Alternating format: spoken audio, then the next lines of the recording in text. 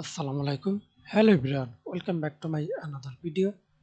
In this video, how to change text color in a picture in Photoshop. Okay. Now see this.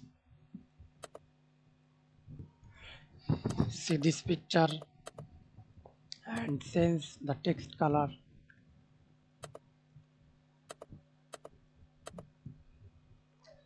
Okay. Go to Magic Wand tool.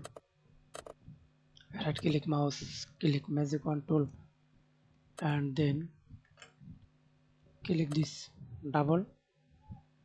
Select text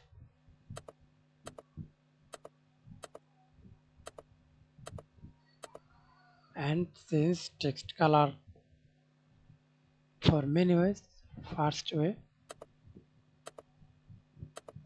apply red, alter, hold, alter, backspace. Another way to change color, go to whose situations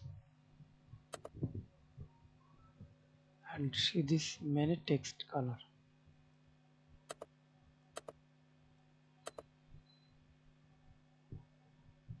Thanks for watching video. Please subscribe to my channel, like, comment, share.